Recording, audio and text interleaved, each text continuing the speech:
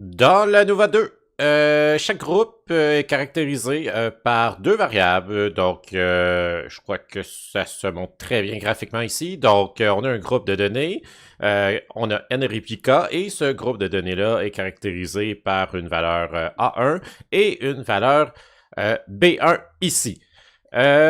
Pour calculer le SST, c'est la même chose. On prend toutes les données, on calcule la moyenne globale, donc représentée ici par mu, point, point, et ben c'est ça, on prend toutes les données, moins la moyenne globale, on met ça à la 2, et ça nous donne le SST.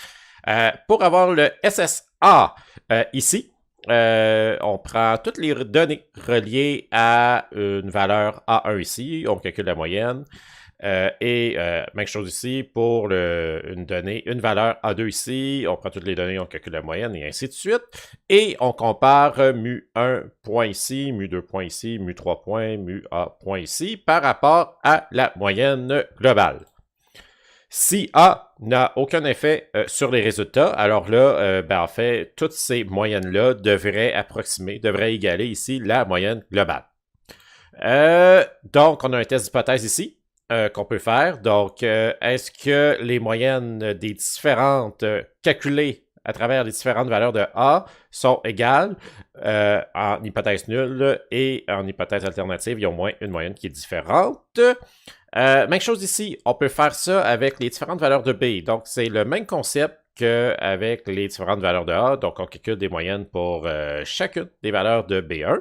Ici, si B a bel et bien un effet sur les données recueillies, alors là, les moyennes vont être différentes et risquent aussi de se différencier peut-être quelques-unes de la moyenne globale exprimée ici par mu, point, point. Alors, on peut aussi faire un autre test d'hypothèse ici. Est-ce que les moyennes recueillies pour différentes valeurs de B sont égales?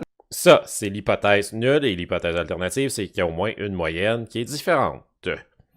Enfin ici, pour le SSE, donc vraiment les erreurs, on prend chacun des groupes ici. Donc, par exemple, on prend ce groupe-ci, on calcule la moyenne pour ce groupe-là, et on compare ici chacun des réplicas à la moyenne. Et encore là, je le répète, si dans une vie parfaite, dans un monde qui n'existe pas, tous les réplicas ont la même valeur. Donc, la moyenne va avoir exactement la même valeur que tous les réplicas, donc on n'aurait aucune erreur. Mais c'est ça, c'est un monde utopique, n'est-ce pas? Donc, le SSE se calcule, en fait, on fait ceci, on fait cette comparaison pour chacun des groupes de données, chacun des groupes étant caractérisé par une valeur A et une valeur B. On a un bilan ici, donc toujours le SST qu'on calcule selon la moyenne globale et toutes les données. Et vous voyez que on a SSA, on a une partie aussi qui est expliquée par SSB, on a une partie qui est expliquée par SSE, mais il y a un trou ici. Il manque de quoi? Il y a une somme des carrés qui manque dans notre bilan pour égaler toute la somme des carrés, en fait, qui est contenue dans l'ensemble de données. En fait, ce qui manque, c'est la somme des carrés associée à l'interaction de A et B. Cette interaction-là, en fait, je vous la présente, je vous l'explique, c'est vous prenez une moyenne pour un groupe quelconque associé à une valeur A et à une valeur B, et vous comparez cette moyenne-là. Est-ce que cette moyenne-là est différente de la moyenne globale pour la valeur A? Et aussi, est-ce que ce groupe-là, cette moyenne-là, est à la fois différente de la moyenne associée à la valeur B à laquelle le groupe est caractérisé? Donc, vraiment, on prend cette moyenne-ci, vraiment spécifique à un groupe, et on la compare à la moyenne globale pour une valeur A et la moyenne globale pour une valeur B. Et avec le SSAB, donc le SS expliqué par l'interaction des paramètres A et B, il y a encore là un test d'hypothèse qu'on peut faire. Donc, est-ce que les moyennes que j'ai calculées sont égales? Donc, ça, c'est l'hypothèse nulle. Et l'hypothèse alternative, il y a au moins une moyenne qui est différente.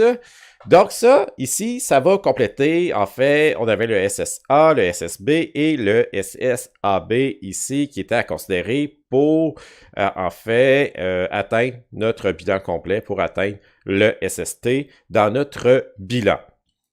Ça, c'est les calculs qu'il faut faire. Donc, vous avez ici le SST qui est à gauche de l'égalité et à droite de l'égalité, vous avez le SSA. Le B ici représente le nombre de groupes de B que vous avez, tandis que pour le calcul des SSB, le A représente le nombre de groupes de A que vous avez. Y bar point point point, c'est la moyenne globale, et Y bar ici, I point point, c'est la moyenne pour une valeur A donnée, tandis que Y bar point J point, c'est la moyenne pour une valeur B donnée.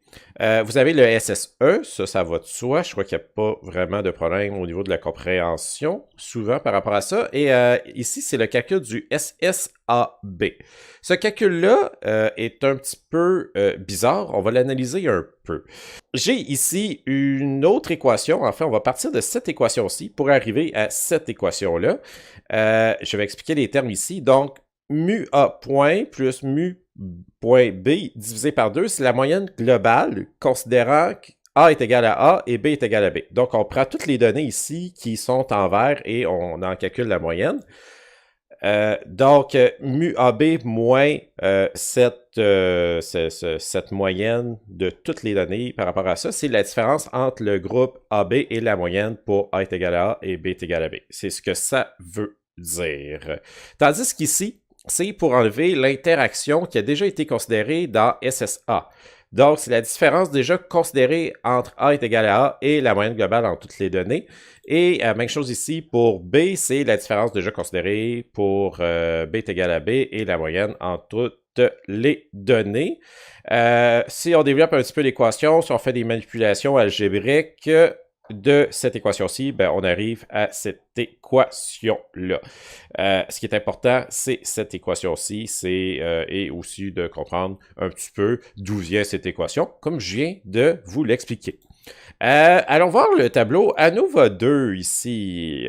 Dans les vidéos précédentes, on voyait seulement une valeur F. En fait, on avait un tableau SSR ou SSA et on avait seulement une valeur F. Donc ici, il faut comprendre pour chaque facteur, donc SSA et SSB, et pour l'interaction entre les deux facteurs, on peut calculer une statistique F et ensuite dire si cette statistique F-là, si avec cette statistique F-là, on peut rejeter l'hypothèse nulle. Par exemple, supposons que je peux rejeter l'hypothèse nulle avec SSA, mais je ne peux pas rejeter l'hypothèse nulle avec SSB et SSAB.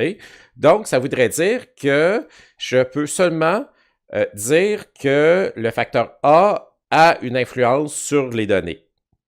A vraiment une influence, que les moyennes calculées entre les différentes valeurs de A se différencient vraiment de la moyenne globale. Et un autre exemple, si je dis que SSB et SSAB, les valeurs de F sont au-delà des valeurs de F critique, alors là, je peux dire que le paramètre B, le facteur B, influence vraiment les données par rapport à la moyenne globale. Donc, le facteur B a bel et bien un effet sur les résultats. Et l'interaction de A et B a aussi un effet significatif, statistiquement significatif, sur les données.